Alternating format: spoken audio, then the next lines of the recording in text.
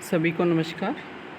मैं उषा देवी आपके सामने संस्मरण क्या होता है, इसकी परिभाषाएं, अर्थ और इसके तत्व, ये टॉपिक आज हम डिस्कस करेंगे कि संस्मरण किसे कहते हैं, संस्मरण की परिभाषाएं क्या हैं और इसके तत्व कौन कौन से होते हैं। बात करते हैं संस्मरण की कि संस्मरण का अर्थ क्या होता है। संस्मरण एक आत्मनिष्ठ विधा है। यह कोई व्यक्ति, घटना, प्रसंग आदि को लेकर लिखा जाता है। संस्मरण शब्द संस्कृत के स्मृ धातु से सम उपसर्ग और अन प्रत्यय लगकर बना है। इसका अर्थ होता है स्मरण करना, याद करना। यानी कि संस्मरण लेखक जो स्वयं देखता है, जिसका स्वयं अनुभव करता है, उसी का वर्णन वो कर देता है और यही संस्मरण का रूप है।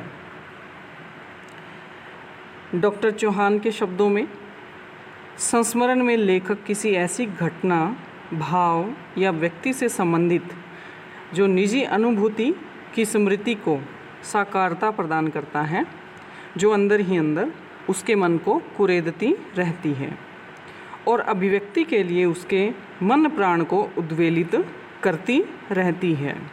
यह अभिव्यक्त होकर संस्मरण का रूप धारण करती है। यह अभिव्यक्त होकर संस्मरण का रूप धारण करती है। इसी तरह से एक और परिभाषा हम देख लेते हैं डॉक्टर गोविंद त्रिगुणायत के अनुसार, भावुक कलाकार जब अतीत की अनंत स्मृतियों में से कुछ रमणीय अनुभूतियों को अपनी कला से अनुरंजित करके रोचक ढंग से यथार्थ रूप में व्यक्त करता है, तब उसे संस्मरण कहते हैं। यानी कि भाव क्या है कि कोई व्यक्ति है, वो अपनी कुछ रमणीय अनुभूतियाँ, यानी कि जो उसने जीवन में अनुभव किया है, उसको याद करके उसे यथार्थ रूप में रोचकता के साथ जब वो प्रस्तुत करता है, तो वो विधा है, वो संस्मरण विधा कहलाती है। बात करें अगर संस्मरण के तत्वों की, तो संस्मरण का पहला तत्व हम कह सकते हैं कि अतीत का वर्णन। अतीत ही संस्मरण का प्रथम तत्व कहला सकता है। संस्मरण लेखक क्या करता है, अपनी स्मृति पर आधारित अपने जीवन में जो घटी हुई घटना है, अतीत की जो घटना है, अतीत का कोई प्रसंग या अतीत में किसी व्यक्ति से मुलाकात हुई है उसकी, तो उसे याद करते हुए वह उसमें गंभीरता, उदारता, ईमानदारी, त्याग इत्यादि गुणों के साथ उसको अभिव्यक्त करने का प्रयास करता है। कभी कभी किसी व्यक्ति विशेष के आचरण और व्यवहार का एक ऐसा प्रभाव व्यक्ति के मन पर पड़ता है कि वो उसे भीतर तक आंदोलित कर जाता है और इसी प्रभाव को जब संस्मरणकार अपनी स्मृति में से निकालकर व्यक्त करता है, साहित्यिक शैली में प्रस्तुत करता है, तो वह संस्मरण बन जाता है या संस्मरण के रूप में हमारे सामने आता है। अगला जो तत्व है वो है यथार्थ अनुभव। यथार्थ से क्या तात्पर्य है, जो निश्चित रूप में अभी यथार्थ यानी कि जो समक्ष घटित हुआ है, यानी कि यथार्थ अनुभव। संस्मरणकार अपने निजी अनुभव पर आधारित घटना को जब लिखता है तो वो संस्मरण कहलाती है और इसमें यथार्थ होने से ही इसकी सच्चाई या सामर्थ्य व्यक्त होता है। जिस व्यक्ति, घटना या प्रसंग से लेखक अपनी संवेदना के स्तर पर प्रभावित हुआ है, वही उसकी निजी आत्मानुभूति है। उस व्यक्ति या घटना प्रसंग के संपर्क में आने वाले बहुत से लोग हो सकते हैं, बहुत से प्रभावित भी हो सकते हैं, लेकिन सभी का प्रभाव और अनुभव अलग अलग हो सकता है।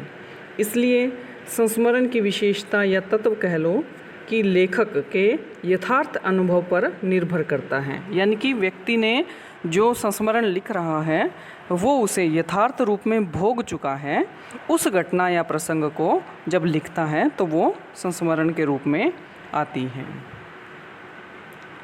इसके बाद हमारा जो तीसरा तत्व है वो है घटनाओं की प्रधानता। अब देखो, अतीत का यथार्थ चित्रण जब व्यक्ति विशेष द्वारा किया जाता है तो वो अपने अतीत यानी कि जो बीत चुका है उसी की घटनाएं हैं वो व्यक्त करता है, अपने स्मृति को, अपने यादों का विवरण है वो प्रस्तुत करता है। इसलिए जो संस्मरण हैं वो प्राय विवरणात्मक होते हैं, वर्णनात्मक होते हैं। उसमें विभिन्न घटनाएं हैं वो व्यक्ति विशेष द्वारा या संस्मरणकार द्वारा प्रस्तुत की जाती है। उसमें संस्मरणकार क्रमबद्धता के साथ अतीत की घटनाओं को चलचित्र की भांति साकार करते हुए पाठक के सामने प्रस्तुत करने का प्रयास करता है। तो इस तरह से संस्मरण में घटनाओं की प्रधानता एक आवश्यक तत्व है। फिर बात करते हैं व्यक्तिकता या भावुकता। हमने निबंध के तत्व किए थे, उसमें भी अपन ने व्यक्तिकता का तत्व किया था। तो व्यक्तिकता से तात्पर्य है व्यक्ति विशेष का जो व्यक्तित्व है वो झलकना, और भावुकता यानी कि जो अनुभव है उनसे भावुक होकर उस घटना को याद करके प्रसंगों, घटनाओं का विवरण जब व्यक्ति विशेष करता है या संस्मरणकार करता है तो वो भावुकता कहलाती है। अब जो संस्मरण है उसमें व्यक्तिकता या भावुकता का विशेष तत्व है और विशेष महत्व रहता है, और भावुकता और व्यक्तिकता के समावेश के बिना संस्मरण नहीं लिखा जा सकता, क्योंकि इसमें लेखक उन घटनाओं का वर्णन करता है जिसको वह कभी भुला नहीं सकता, जो उसके हृदय में आज भी वैसी ही है जैसी उसने उस समय अनुभव की थी। अब देखिए, महादेवी वर्मा जी के जो संस्मरण हैं, अतीत के चलचित्र हैं या अन्य जो उनके संस्मरण हैं, उसमें यह बात अपने आप स्पष्ट हो जाती है कि महादेवी वर्मा ने अपने जीवन में जिन व्यक्तियों से वो मिली थी, साहित्यकारों से मिली थी या जिन जीवों से या प्राणियों से उसका जो अनुभव उसे ग्रहण हुआ था, उनको उन्होंने अपने संस्मरणों में संजोकर प्रस्तुत किया है या अभिव्यक्त किया है, और उसमें उनकी भावुकता, उनका जो व्यक्तित्व है वो स्पष्ट झलकता है। अब क्या है कि अगला हमारा तत्व है कि कल्पना के लिए कोई स्थान नहीं। चाहो तो आप इसे लिख सकते हो या इसे छोड़ भी सकते हो। जैसे अपन ने बात की थी कि अतीत का वर्णन होता है, यथार्थ अनुभव होता है ना, तो इसका मतलब अपने आप ही हो जाता है कि कल्पना के लिए कोई स्थान नहीं होता, यानी कि जो घटना संस्मरणकार के जीवन में जैसी घटित होती है वैसा ही वो वर्णन करता है। शैली है वो जरूर साहित्यिक अपनाता है, उसमें कल्पना का कोई स्थान नहीं होता, यानी कि जब जहाँ यथार्थ का वर्णन है तो वहाँ पर कल्पना नहीं होती। आगे चलते हैं, अगला अपना पॉइंट है या तत्व कह सकते हैं भाषा शैली। देखिए, संस्मरण लिखते समय भाषा शैली का अहम योगदान होता है। भाषा है वो चित्रात्मक होनी चाहिए, यानी कि चित्रात्मकता एक सफल संस्मरण का नितांत आवश्यक तत्व है। जब संस्मरण लेखक अपने संपर्क में आने वाले किसी व्यक्ति या घटना को स्मृति कर उसे लिखता है तो उसका चित्र पाठक के सामने उभरना चाहिए, तभी वो संस्मरण है वो सार्थक होता है।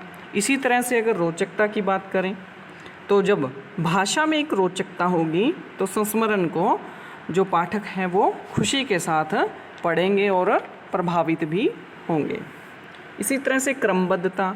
अब अतीत की घटनाएं हैं बिल्कुल क्रम के साथ, पहली घटना, दूसरी घटना, तीसरी, इस तरह से एक के बाद दूसरी घटना है वो क्रमबद्ध रूप से, यानी कि बचपन की पहले, उसके बाद उनके युवावस्था की, इस तरह से। यानी कि वैसे तो संस्मरण का जो रूप है वो संक्षिप्त होता है, लेकिन जिस भी घटना का वर्णन किया जा रहा है वो बिल्कुल क्रमबद्धता के साथ प्रस्तुत होना चाहिए। और जहाँ तक इसकी विशेष शैली की बात है तो साहित्यिक शैली में जीवन के यथार्थ को, जीवन के जो स्मृतियाँ हैं उनको, यथार्थ को प्रस्तुत किया जाता है। वो शैली है वो साहित्यिक होगी, तभी वो साहित्यिक विधा के रूप में अपना स्थान है वो बना पाएगी। भाषा है वो सरल और सहज होनी चाहिए। यदि भाषा सरल होगी तो ही पाठकों का साधारणीकरण हो सकेगा। साधारणीकरण अर्थात जो संस्मरणकार कहना चाहता है उसको पाठक वर्ग वैसा का वैसा ग्रहण कर ले। ठीक है, ये प्रक्रिया साधारणीकरण होती है।